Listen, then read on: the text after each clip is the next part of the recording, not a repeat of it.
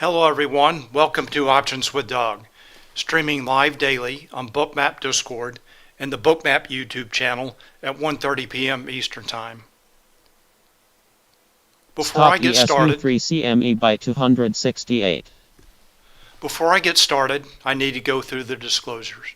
General disclosure. All Bookmap limited materials, information, and presentations are for educational purposes only and should not be considered specific investment advice nor recommendations. Risk disclosure. Trading futures, equities, and options involves substantial risk of loss and is not suitable for all investors. Past performance is not necessarily indicative of future results.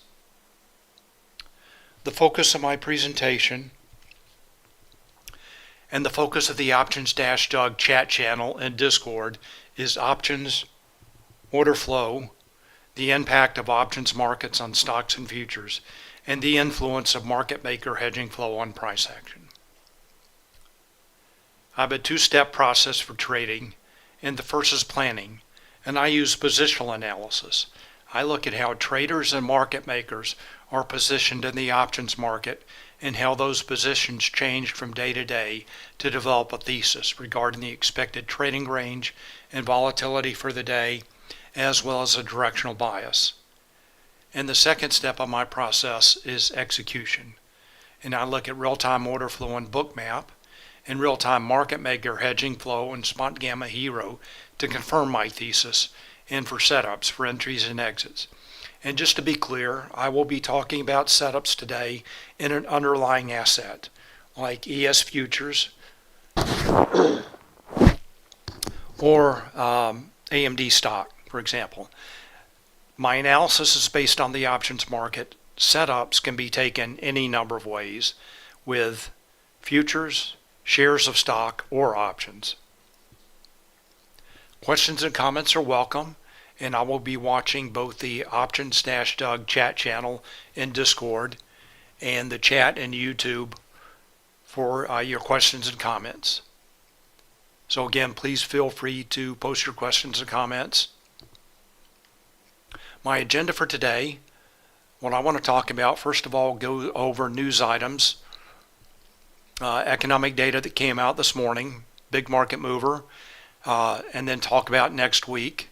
Then I'll go through my positional analysis for today. I'll review some setups, and then we'll take a look at the live market. So when I get to the live market, if anyone has any stocks that you want me to take a look at, please post, and I will take a look at them. All right, let's get started. So first of all, economic data today. There were a couple of major items that came out. First, this PCE data that came out at 8:30 a.m. Eastern Time. And it looks like this data came in pretty much in line with forecast, but lower than the previous numbers. And the market interpreted this data as very bullish. There was a very bullish reaction. The market was already up pre-market and just continued, accelerated to the upside. And Karma FX, hi DP, says hi DP. Hello Karma FX, glad you're here. Welcome. All right, so that was the first data item that came out this morning. And then also consumer sentiment came out at 10 a.m. and that was also greater. That was greater than expectation and also greater than the previous number. And again, interpreted bullish like everything else today. All right, so that's the news items for today. Market seeing the news is very bullish. And next week, just a reminder, Tuesday is the Independence Day holiday in the U.S. and Monday markets close early. They close half-day session for stocks and futures. So I will not be presenting on Monday or Tuesday, and I don't think anyone at Bookmap will be presenting on Monday. So anyway, I know I will not be presenting on Monday. So nice 4-day weekend here. All right, let's get started with positional analysis now. So this is the S&P 500 futures. And before I take a closer look at this chart, I want to take a look at an SPX chart this is in Thinkorswim, a 30-day, 1-hour chart. And let me point out some things on this chart. So first of all, price action, just showing price and levels. And this is the peak running into the June expiration. So that is the June expiration, Friday the 16th. And that was a very call-dominated expiration. All the call gamma expired, and then the market moved lower until Tuesday this week, and then has recovered all that and more. So now the SPX is trading above the level that it traded in that call buying rally. That rally that was fueled by a frenzy of call buying up into the June expiration. Now today the market is moving higher, SPX higher than that level at the June expiration. Iceberg ESU 3 CME by 421. Give me just a moment here. I'm getting some alerts in my ear that I forgot to turn off. Whoops.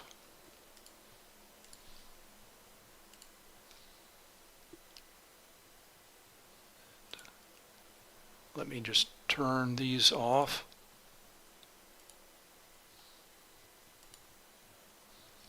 All right, so let's go back to the SPX. So now price trading higher than the level at the June Friday monthly expiration. Let me point out some levels on this chart. First of all, the lower and upper weekly expected move, shown with the dashed purple lines, and SPX is trading well above that level, the upper weekly expected move. The dashed blue lines are showing the lower and upper weekly daily expected move. SPX also trading well above that level. Let me point out some Spotgamma levels on this chart.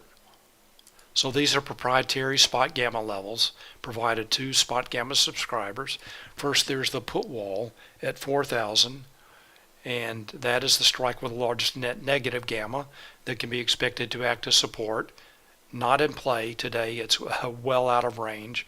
The next level is the volatility trigger at 43.45. That did drop lower from yesterday. It was at 43.60 yesterday, so dropped 15 points lower. That is Spotgamma's proprietary gamma flip level. Below that level, market makers' position on the gamma curve is negative. In a negative gamma environment, market makers have to trade with price to hedge their delta exposure, and that tends to increase volatility. On the other hand, above that level, market makers' position on the gamma curve is positive. In a positive gamma environment, market makers have to trade against price to hedge their delta exposure, and that tends to subdue volatility.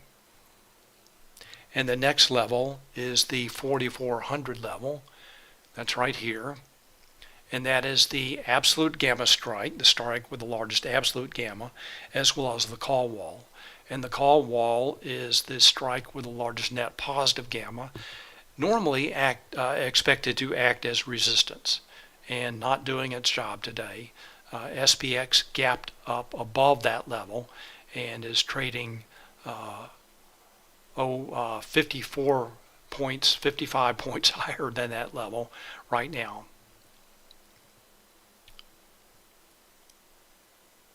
Okay, so those are the Spotgamma levels. Again, the key here is that SPX is trading above all expected levels and ranges, trading above the call wall, the upper weekly expected move, and the upper daily expected move. All right, let's take a look at another thinkorswim chart, then we'll get to Bookmap. This is SPX in a 1 day, 1 minute chart, showing the levels that are in play for today. And here is a key level, this 44.49 level. That's a combo L2 level, combining SPX and SPY Gamma into one level. And note that level acted as resistance earlier today, acted as resistance again, and now acting as support. So key level for SPX today. All right, let's take a look at Bookmap. And in Bookmap, I have this Cloud Notes column here. And this is my Cloud Notes. And I have SPY levels shown here with this 444.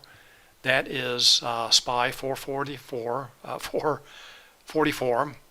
I also have the SPX combo levels. There's that 44.49 level acting as resistance, now support. And note another key SPY level here. There's the absolute gamma strike at 440, also the call wall. And for SPY, the absolute gamma strike did move up 5 points yesterday from 435 to 440, and that level acted as the launch pad for the acceleration higher, the launch at the 8:30 a.m. data release, PCE data. So again, the SPY 440 absolute gamma strike. So the S&P 500 trading above the SPX call wall as well as the SPY 440 call wall. And note that Spotgamma did say in the AM Founders note they were expecting the SPX call wall to move higher next week. And certainly with this price action, that's likely. All right, so those are the levels that are in play for today. Primarily the lower level, the SPY 440 level, the launching pad for the move higher after the data release, the SPX 449 level, and now that had acted as resistance and now support. And shifts in levels I talked about. So for again, for SPX, volatility trigger shifted lower, call wall shifted lower. For SPY, the volatility trigger shifted lower, and the absolute gamma strike shifted higher. And Karma FX, you're very welcome. So Karma FX said, Tom said he will be presenting on Monday. So maybe so. I understood from Bruce, the Director of Education at Bookmap, that Bookmap was not presenting. Maybe he's not presenting. I don't know. But yeah, maybe. I don't. So anyway, yeah, we'll just take that as it is. So Tom may be presenting. All right, so that's the S&P 500. The levels are in play for today. Shifts up and down in levels. And remember, all of that is based on open interest. So that came from data overnight. So that was before the data release this morning. And apparently the data had a big impact on price action today. Let's take a look at Nasdaq.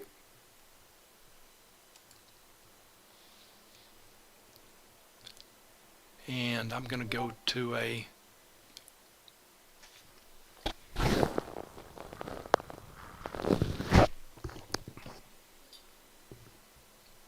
all right, so this is the QQQ 1 day, 1 minute chart.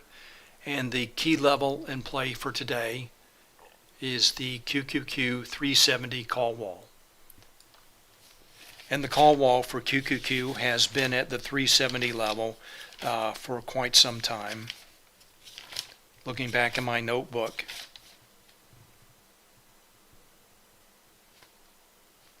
so for about the last 10 days, it's been at the 370 level, and now price is definitely finding resistance at that level. All right, so that is the QQQ, the primary level in play for today. 370 call wall doing its job. All right, so Karma FX says now Tom says he is not presenting on Monday. So again, that's my understanding that nobody from Bookmap will be presenting on Monday. All right, so here's the Nasdaq. So I talked about the 370 QQQ 370 call wall, and that is, can't really see that here, but it is just behind this red label for NQ 350, and then there's the NDX 15,200 absolute gamma strike, and the call wall at the 15,200 level, also acting as resistance. So those are the levels in play. Note that NQ is trading well above its upper daily expected move, also upper weekly expected move.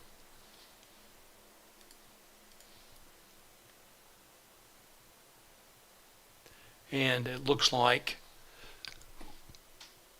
Nasdaq launched from the QQQ 360 level this morning. So those are the levels that are in play for Nasdaq. And again, I'm getting all this from my cloud notes, and I have a combination of QQQ levels, NDX levels, combo levels, as well as the daily and weekly expected moves. So I can see all of that in my cloud notes.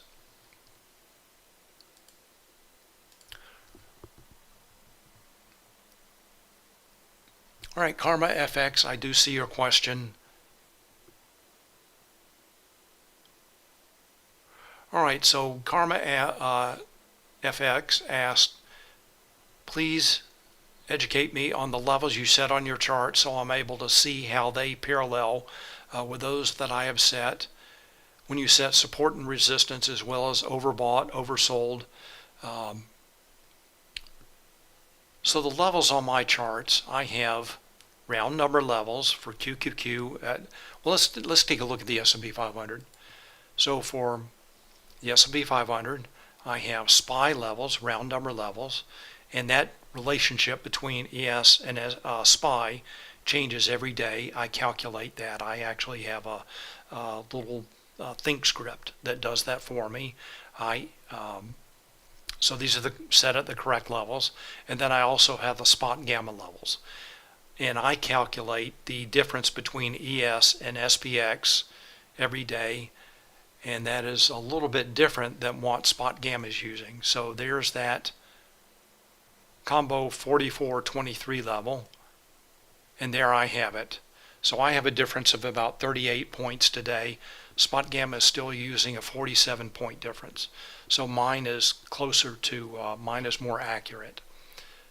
So I have gamma levels, round number levels, and then also liquidity levels. And liquidity is more apparent in stocks, as we'll see in a few minutes. So that's what I'm looking at. And any one of these levels can act as support or resistance, but I look at the call walls as more, they should act as resistance, typically do. Spotgamma has stats on this that show that they do act as resistance, and the market will often trade lower, maybe not today, but sometime in the future, unless these walls roll higher. So I'm looking at any of these levels to act as support and resistance. The reason is that, especially the gamma levels, is that market makers may have to hedge at those levels. All right, so that is the Nasdaq, the S&P 500.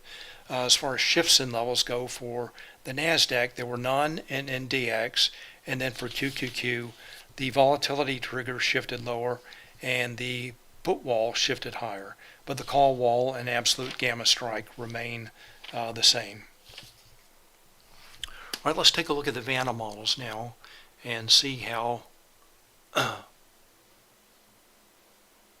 market makers were positioned at the beginning of the day and how they could be expected to react. So first of all, this is the SPX Vanna model. What this chart is showing is market makers' delta exposure and how on the vertical axis and how that changes with price shown on the horizontal axis. There are two curves on this chart. The first, this light gray curve, is showing how market makers' delta notional changes with changes in price only. And then this purple curve is showing how market makers' delta notional changes with changes in price and implied volatility. And that change in delta with a change in applied volatility is the Vanna effect. And that's a second order Greek, hence the name of this chart, the Vanna model.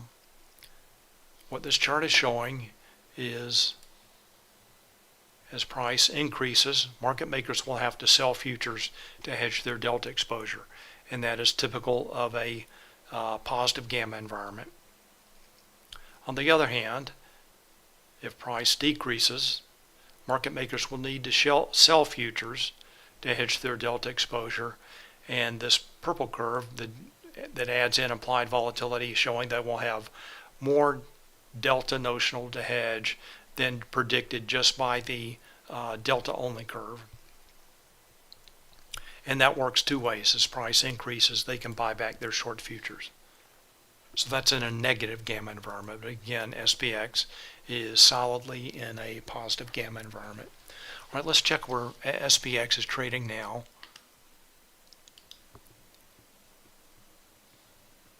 So I've got about 44.53.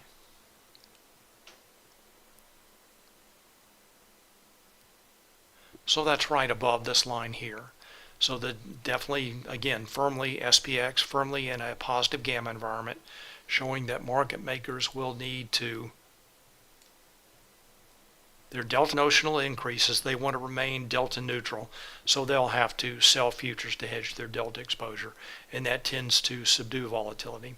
Then on the other hand, if price decreases, they can buy back their short futures. So, and again, they're trading against price both ways.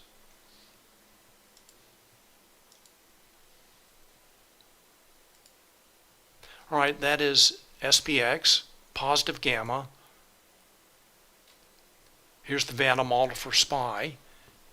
And for SPY, at the beginning of the day, gamma notional was still negative, although much less negative than yesterday. I've got SPY trading at almost 444.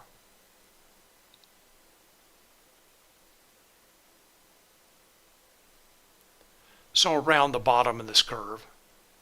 So certainly there's no Vanna tailwind for price, and if price continues to move higher, market makers will have to sell futures. Let's take a look at QQQ. And also negative gamma, but less negative than yesterday. QQQ is trading just under the call wall at 370. So no Vanna tailwind, and it looks like if price continues to move higher, there will be a headwind. Market makers will be selling futures. All right, let's take a look at the data. What I want to look at here is gamma notional, market makers' position on the gamma curve for SPX, SPY, NDX, and QQQ. And all these numbers did become more positive or less negative than yesterday. Right now, SPX, gamma notional at the beginning of the day, 749 positive. And certainly it will be more positive next week. and then SPY starting the day minus 492, and that is less negative from minus 1084 yesterday. And then finally QQQ also negative still at the beginning of the day, but less negative than yesterday. So that's market maker's position on the gamma curve at the beginning of the day. All right, let's take a look at some setups. So let's go back to the S&P 500. And obviously the way to trade this was just to find a way to get long.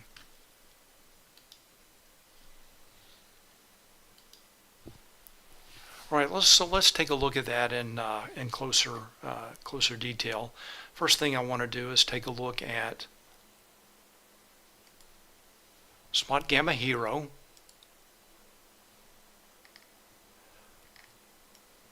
What this chart is showing is price with the white line and the hero signal with the purple line.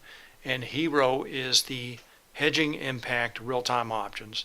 This is real-time, showing in real-time options trades and market maker hedging flow,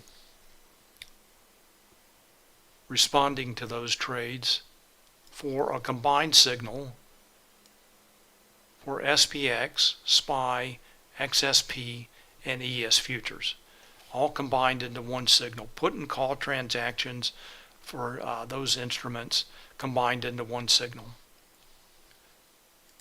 I'll take a closer look at this chart, but first I want to take a look at the individual components. So first is SPX, and note this number is positive 1.67 billion SPX.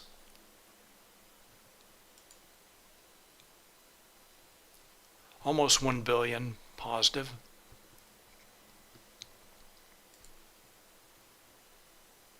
SPY also positive 246 million. ES futures also positive, and this is, I want to zoom into this, so I'm just showing this is the cash open right here at 9:30. So, of course, options trade on ES futures before the cash open. All right, so it took a little while, but options traders in ES started to take positive delta positions around 9:50. All right, so let's go to the combined signal. Zoom in on this.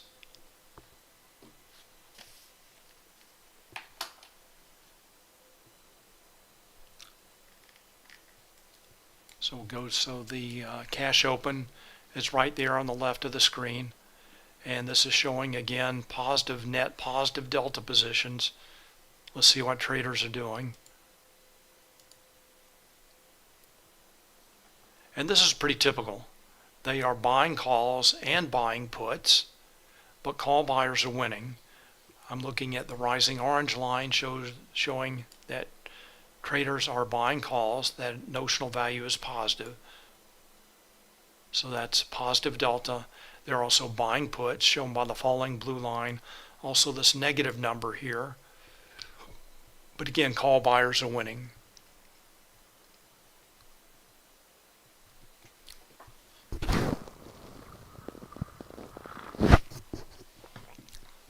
All right, so that's SPX.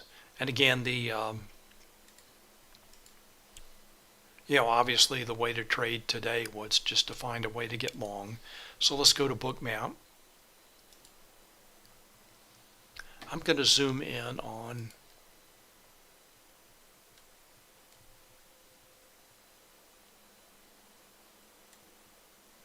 this morning session. So this is at the 8:30 a.m. data release, and then the 9:30 open, cash open right here. And note at that point that buy stop orders start to fuel the move higher. Let me just, Zoom around just a little bit so we can see more of this.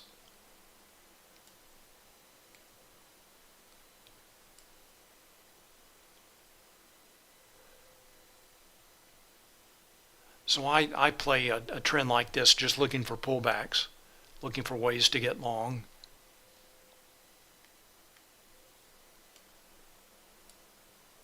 Any pullback,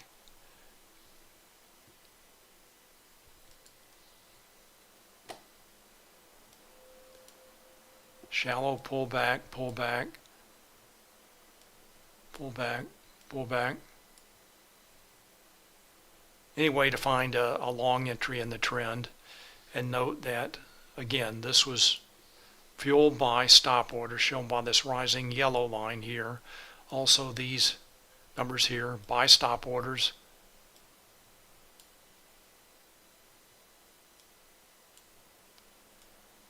All fueling the move higher.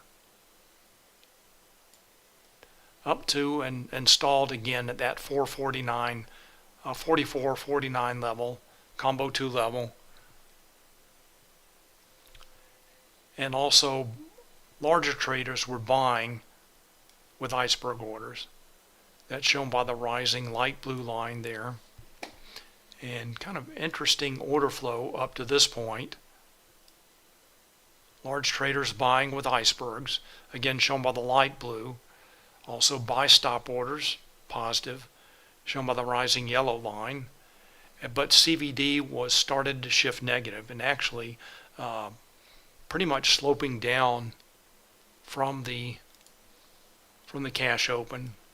That's shown by this dark blue line here that shifts negative to the purple line just around 1045.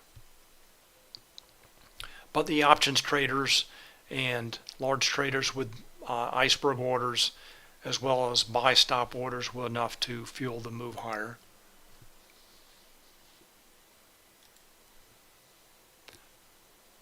Let's scroll a little bit.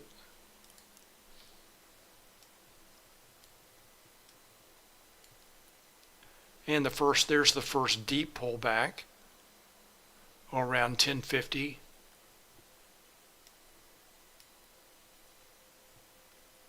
And then another pullback about an hour later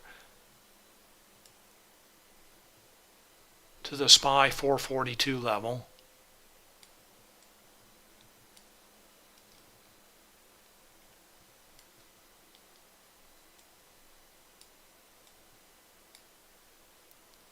And from that point, that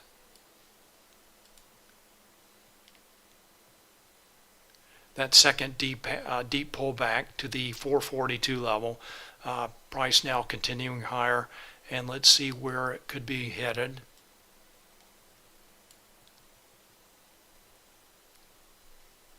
So ES is up at the SPY 444 level, 444 level, testing that, and then up above is the ES 4500 level and SPY 445 level above that.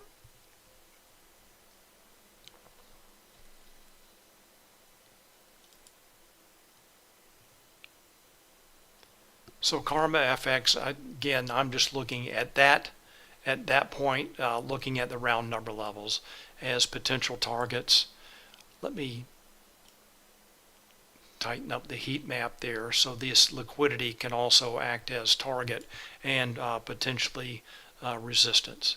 You never know if something is going to be supported resistance until it price reaches that level. But not much in the way of gamma levels above that SPX 4449 level. All right, so that is the S&P 500.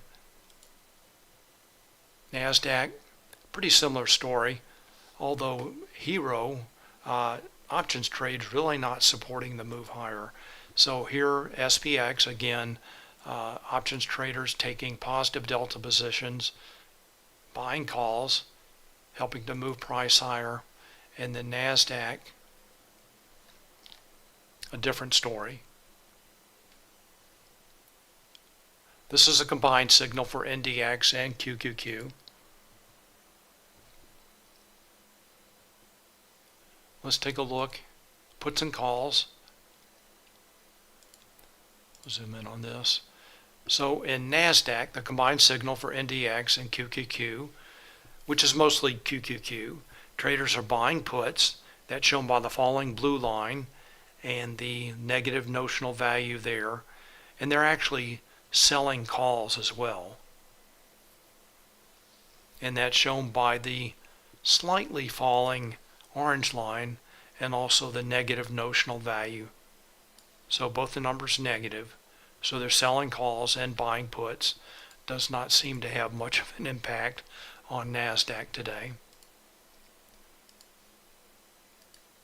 So as far as options trades and Hero goes, I think for this week at least, they've been easier to read in stocks and the S&P 500. Options traders not having as much of an impact on Nasdaq this week, as I recall from previous days. All right, let's take a look at Bookmap. Go to Nasdaq. Although order flow was definitely positive. Let's zoom in on the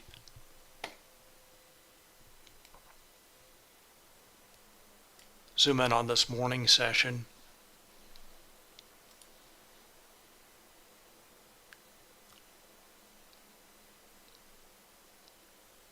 And note one thing helping to drive Nasdaq higher. So as opposed to ES, order flow all very bullish. So first of all, what I see is right at 8:30 a.m., the data release, large traders come in with iceberg orders. And that is shown, that may be hard to see, there's a number on top of it, E677/3. That's showing that 677 contracts, iceberg orders executed in 3 transactions, at least at this aggregation level. Very bullish, large traders coming in, buying with iceberg orders. And note also the rising, oops, wrong tool.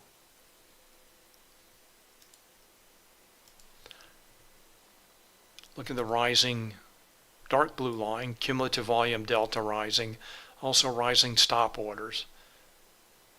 So aggressive buyers and buy stop orders fueling the move higher. Heading up to the, remember the QQQ 370 level is obscured there, but it is there. That's one of these 2 white lines. I think it's a lower one. You just can't see the label in my Cloud Notes column. And then right above that, sorry, I keep getting the wrong tool. Right above that, the NDX, absolute gamma strike call wall, targets and then resistance. And the order flow, the price action in Nasdaq supported more by order flow here rather than the options traders.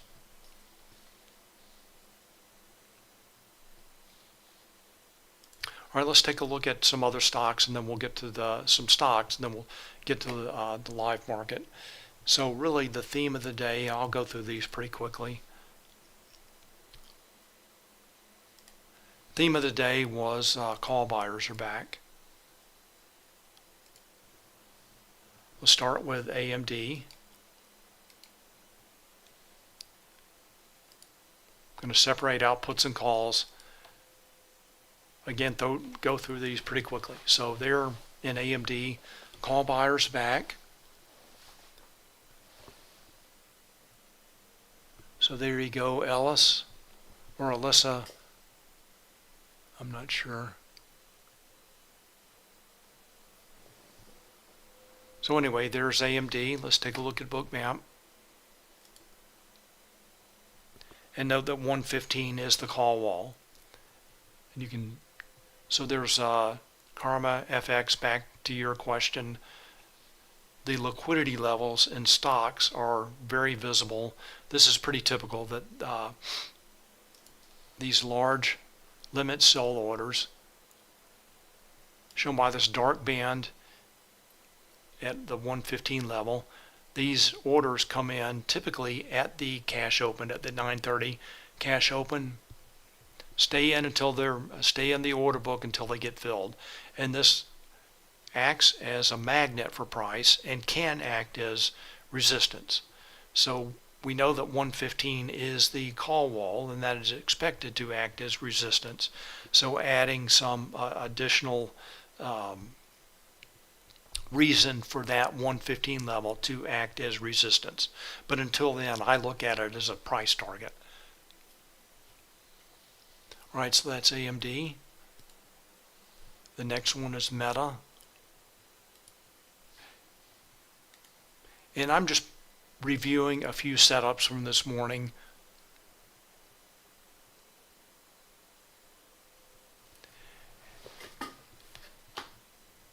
And Hard Rock Lobster Roll says it seems like the liquidity is a lot less obfuscated on equities versus indices or futures, and that's exactly correct. Yes, the liquidity is a lot more visible in equities, not nearly as transient as it is in futures.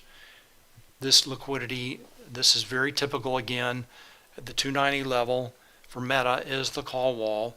Liquidity comes in that level just a minute after the cash open, and it stays there until it gets filled. Traders keep their limit sell orders, in this case, at 290 until they get filled. And it's very visible, and they typically stack up at the round number levels, and especially for higher price stocks at the 5s and the 0s. And occasionally you'll see some liquidity. They are front running the 290 level, but they did pull that. So liquidity there right around 289.80 was pulled about 1242.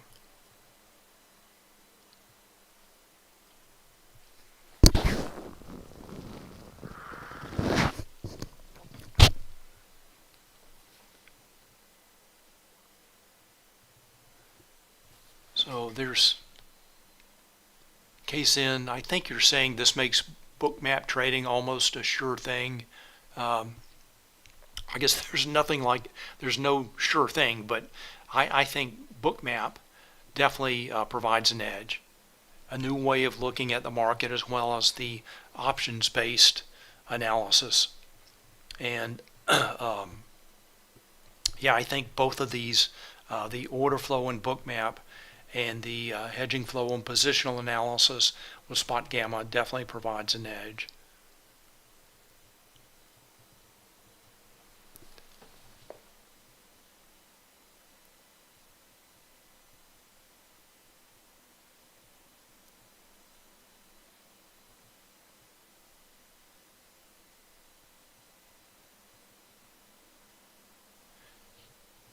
And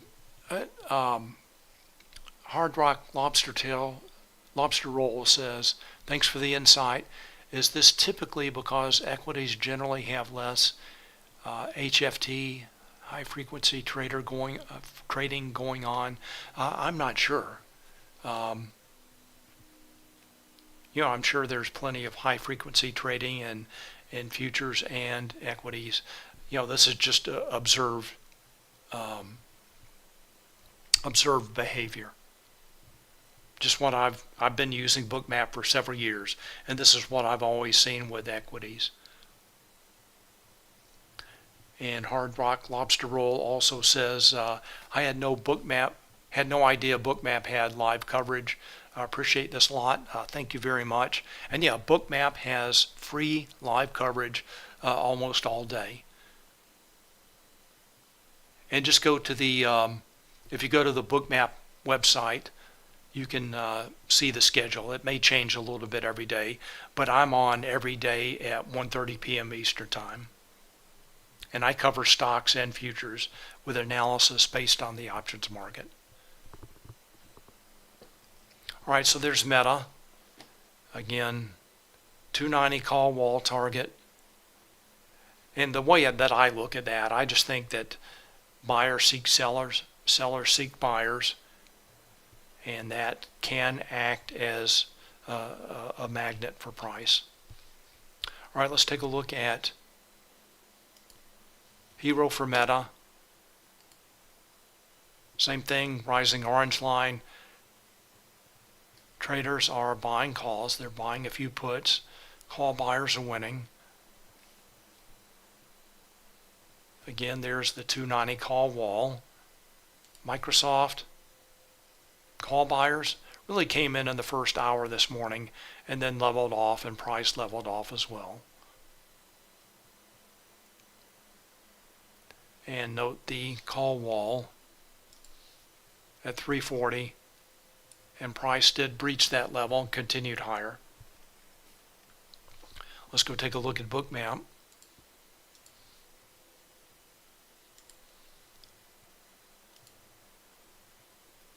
So for Microsoft, there's the breach of the 340 call wall. Price continued higher and then came back and checked that level. Remember, Hero was showing that traders stopped buying calls. Well, it looked like around 10:15, 10:30. And then price started to move lower after that. And move back to that 340 level. All right, the next, NVIDIA.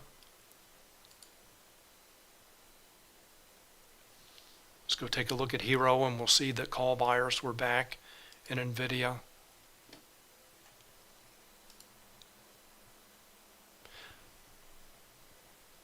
So just to just to clarify what I'm looking at. So when traders buy calls, market makers are selling the calls. Options market makers are selling the calls, and they have to buy stock to hedge their delta exposure.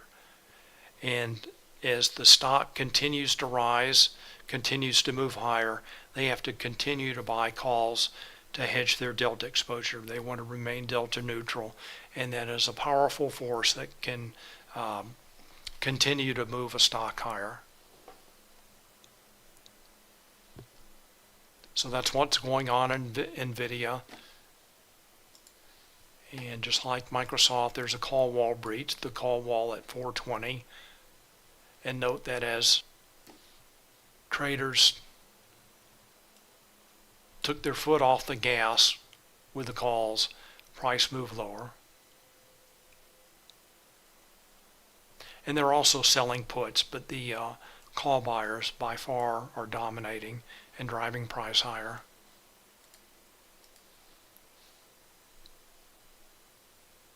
Let's go back to Bookmap.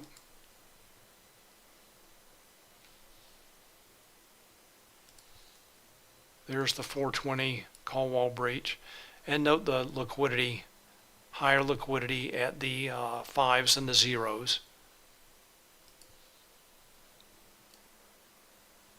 They're at 415, 420. Price moved right through that.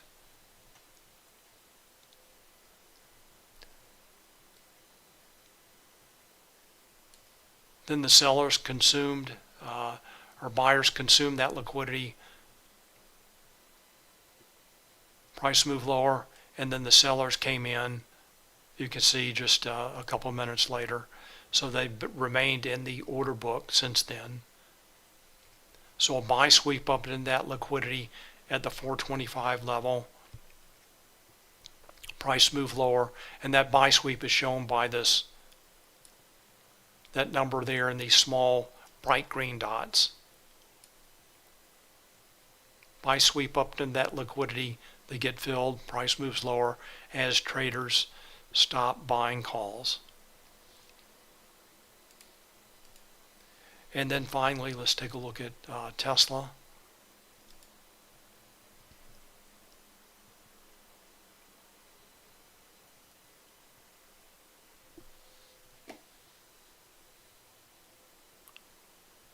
Tesla, all right, so Tesla, let's go to Hero, take a look at Tesla.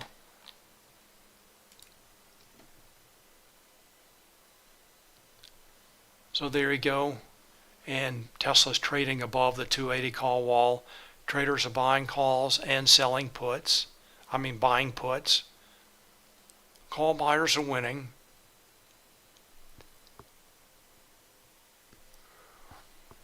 Alright, so Hard Rock Lobster Roll asked, do you get DTE information about the calls being bought? So yes. So now for the stocks, typically have a weekly expiration as opposed to index products like SPY, QQQ, SPX that have options that expire every day. So the 0 DTE options, or the next expiry here shown in Hero, that is the 0 DTE for SPY, QQQ, SPX, but the next expiry for Tesla, or for stocks, any of the stocks on this list, are the Friday expiration. And since today is Friday, they are the 0 DTE. So let's compare the orange line with the green line. So the orange line is showing calls that expire today. So about half of this call buying today is in calls that expire today.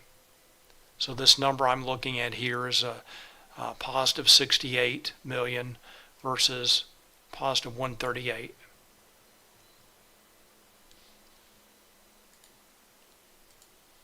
And there's another way to do this.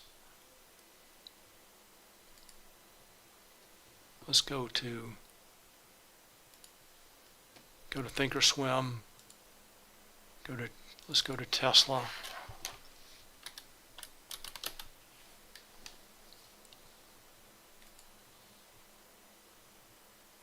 And this is showing Tesla call volume.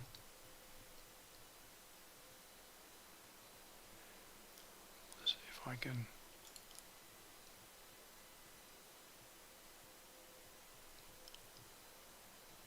So what this is showing, the call with the highest volume is the 30 June that expires today, and the 265 strike.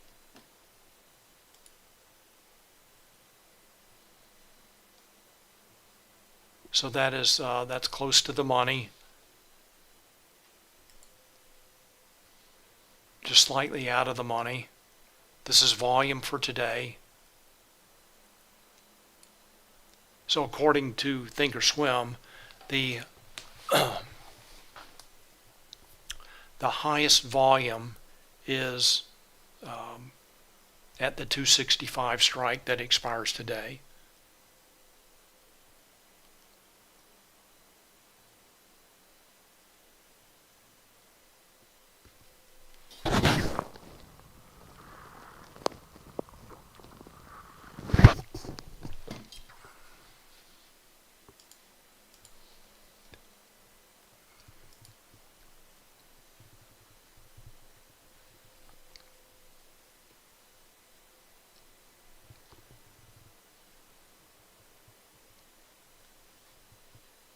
And Karma FX, thank you very much. Tommy, if you don't like what you see, just please move on. This is free, and a lot of people are finding value in this. All right, so there you go. According to this, in Hero, about half of the volume is in 0 DTE, and that's looking at all of the strikes being traded. All right, I've got a few minutes left. Let's take a look at the live market. Let's clean this up. Go to the S&P 500.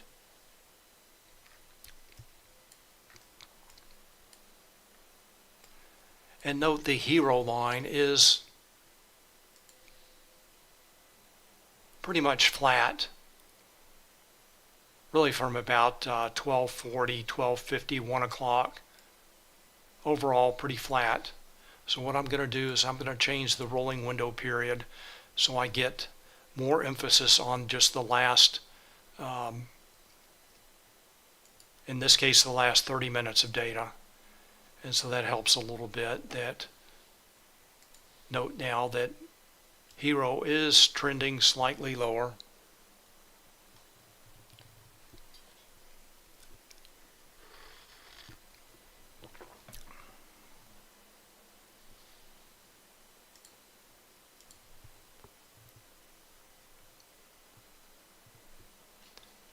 And let's see what they're doing. So in the last 30 minutes, they're still buying calls, and they are buying puts. Put number larger slightly. It was. Now it's about the same. Go back to the total signal. Let's take a look at Nasdaq. Again, in a 30-minute rolling window period.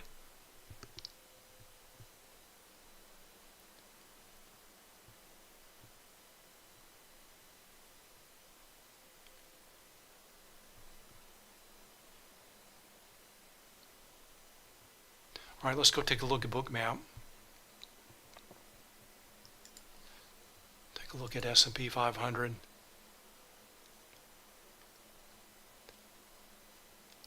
So order flow here continues to be bullish. Buy stop orders continue to fill the move higher. Larger traders buying with iceberg orders. And Stephen asks, what is the term rolling window referring to exactly? And that is the look back period for the hero signal. So before, typically the default is 1 day. So I'm looking at a cumulative value for all of the options transactions, and changing that rolling window to 30 minutes just looks at the last 30 minutes. So when that first minute drops off, another minute passes, then it's looking at the next 30 minutes, and so on as every minute passes. Just like a 30-period moving average versus a longer term moving average.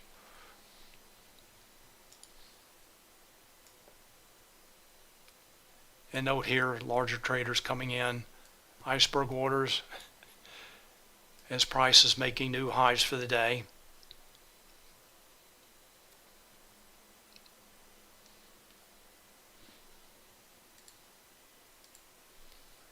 All right, so that's S&P 500 continuing the move higher after the bounce and the reversal at the SPY 442 level that occurred just before noon.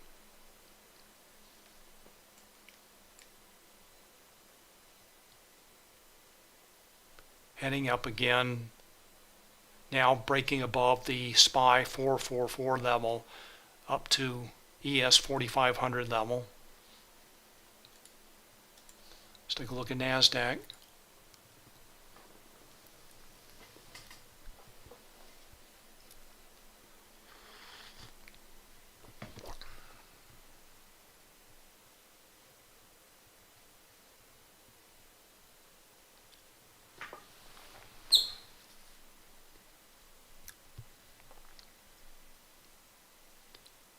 All right, we got a series of questions and comments on YouTube.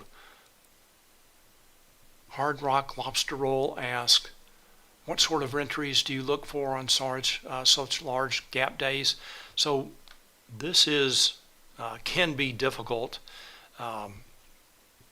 in a trend up day, but just look for pullbacks. I talked about that when I was talking about setups in the S&P 500, just looking for any pullbacks. Let's go back. So there were some more shallow pullbacks earlier and then deeper pullbacks. And it can be difficult, but just watch order flow, hedging flow, and look for pullbacks. Here, this deeper pullback again to the SPY 442 level, and then pullbacks as price continues higher.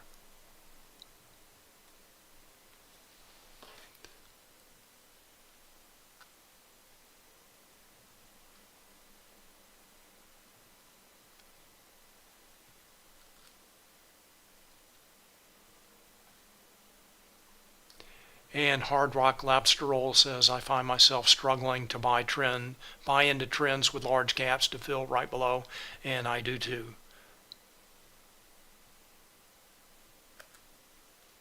So, I guess sometimes you just have to trust the numbers, what hedging flow, price action are showing.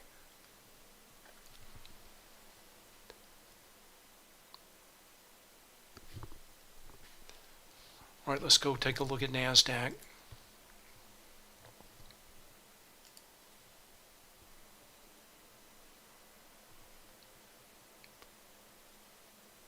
Now, note Nasdaq here, I think it makes a little bit more sense.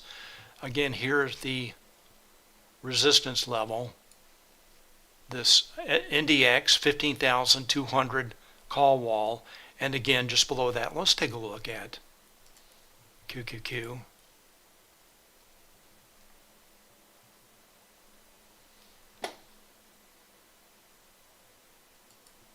And Karma FX, back to your question. So this is the QQQ 370 call wall, definitely doing its job today, acting as resistance. SPX and SPY, not so much, but definitely the QQQ 370 call wall acting as resistance as expected. Price target here, this this deeper pullback, a little bit more obvious.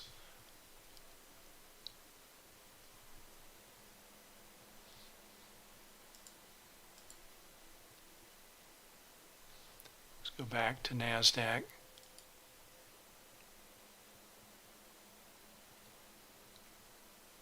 Now, looks like larger traders are starting to sell this with iceberg orders.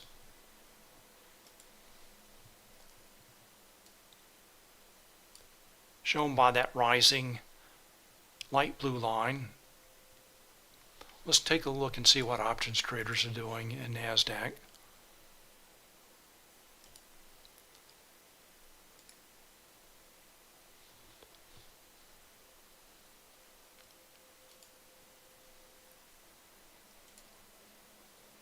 Minute, not giving much clarity, really not much clarity. Overall net negative delta still for the day, so no help for a move higher for from options traders.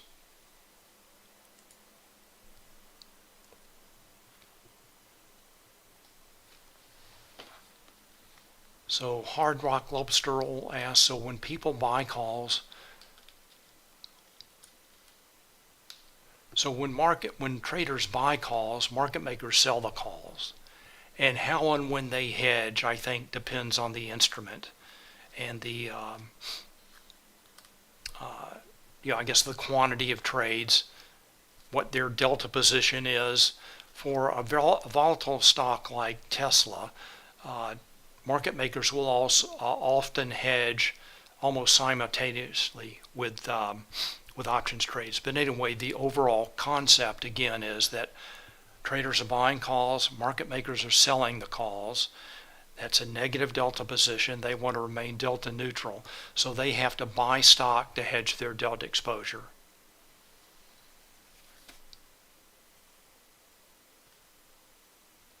And anytime any details beyond that, I don't think really matter.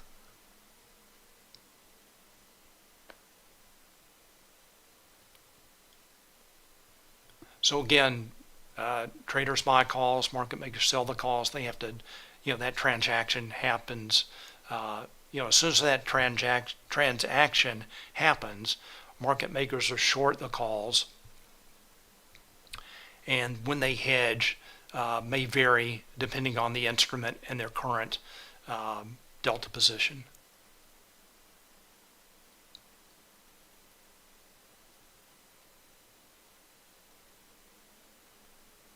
So they're not buying puts. They're hedging with stock. So for Apple, AMD, Tesla, Nvidia, they're hedging with stock, and with index products like options trades in SPX, SPY, and ES, they're hedging with futures. I think it's just so much more efficient for them to hedge with futures. One ES contract equals 500 shares of SPY. So yeah, it does vary per trade, per instrument. One thing that's really helpful for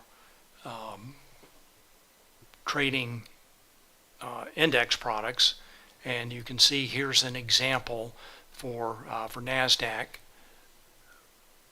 is there's sometime a lag between options trades, hedging flow, and price action, and that gives you a divergent setup.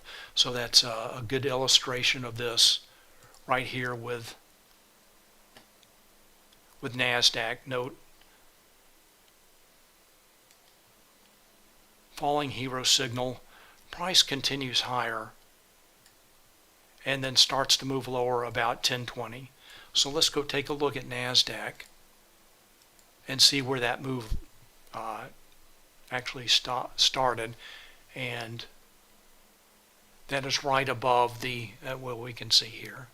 So here's that 15,200 level.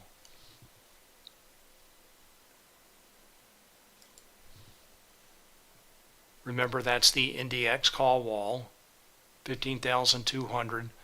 Price overshot that a little bit, tested it a few times, and then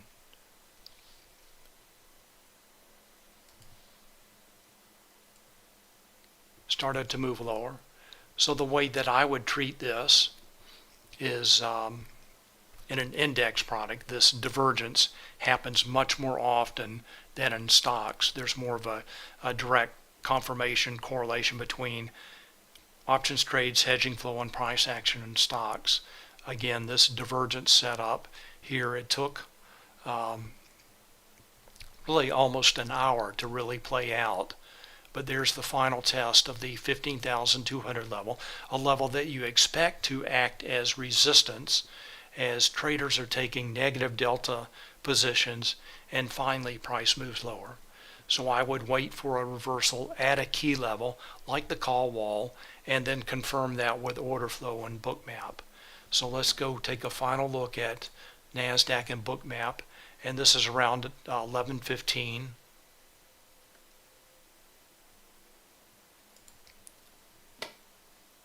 Right here. Let's zoom in on this.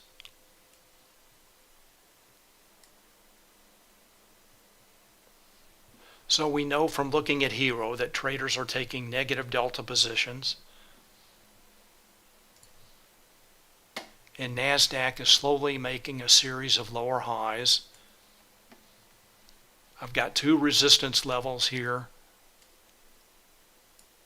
at 15,200, and again the QQQ 370 level is obscured under that 15,350 label NQ. I know that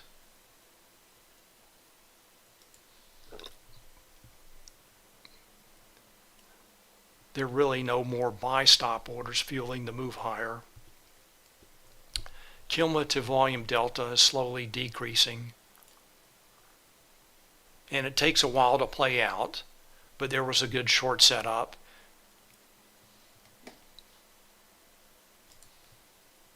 Right here with the final test of these call wall levels.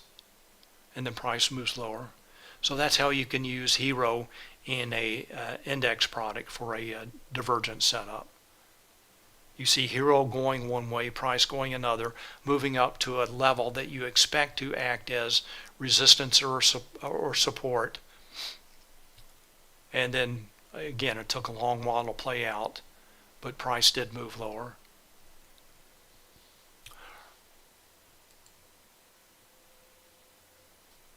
All right, Grace says, crazy week. I agree. Covered so many great setups. Doug, thank you for all your time and efforts. Truly gaining an edge with your education. Thank you very much. You're very welcome. Thanks for your kind words. And with that, I'm going to wrap it up today. And Hard Rock Lobster Roll says, thanks for being so responsive, Doug. Really helpful. Glad I could help. That's why I'm here. I appreciate everyone's kind words. You're very welcome. Again, thank you. Thanks for watching. Thanks for your questions and comments. And I will be back on Wednesday. Everyone have a great holiday weekend. And again, I will see you on Wednesday. Bye.